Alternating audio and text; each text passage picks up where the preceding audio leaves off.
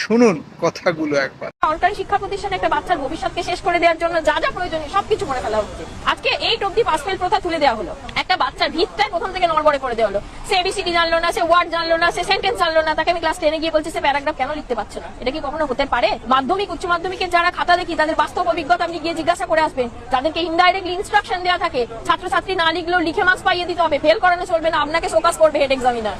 শিক্ষা ব্যবস্থাকে তো আমরা ধাপে ধাপে ভেঙে দিচ্ছি। এই যে দিদি ভাই বলছেন শিক্ষা ব্যবস্থাকে একদম ভেঙে দেওয়া হয়েছে, একটা প্রজন্মকে শেষ করার ষড়যন্ত্র চলছে, একদম সত্যি কথা। তবে এই শেষ যেটা করা হচ্ছে এটা আজকে শুরু হয়নি, এটা শুরু হয়েছে বামপন্থীদের আমল থেকে।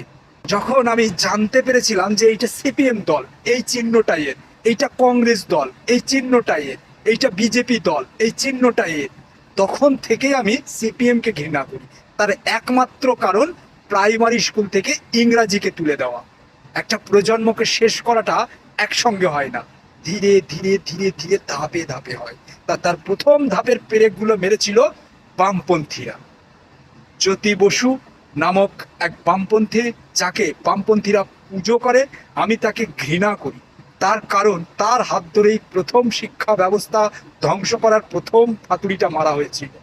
আর শিল্পর শেষটা করেছে এই বামপন্থীরাই।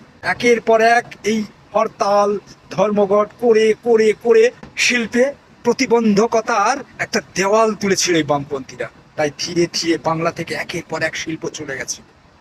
আজ বামপন্থীরা কর্ম চাই করছে। আর একটা সময় এই বামপন্থীরা শ্রমিকের পক্ষের নামে মালিকদের বিরুদ্ধে গিয়ে গিয়ে ধর্মঘটের পর ধর্মঘট করে কারখানাগুলোকে বন্ধ করিয়েছে এই বামপন্থী।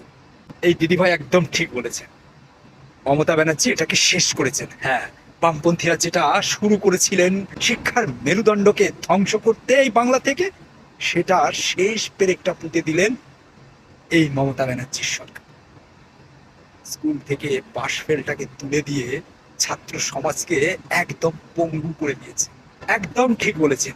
একটা মাধ্যমিক পাশ ছেলেকে আপনি 4টে লাইন ইংরাজি লিখতে বলুন, 4 বার কলম ভাঙবে।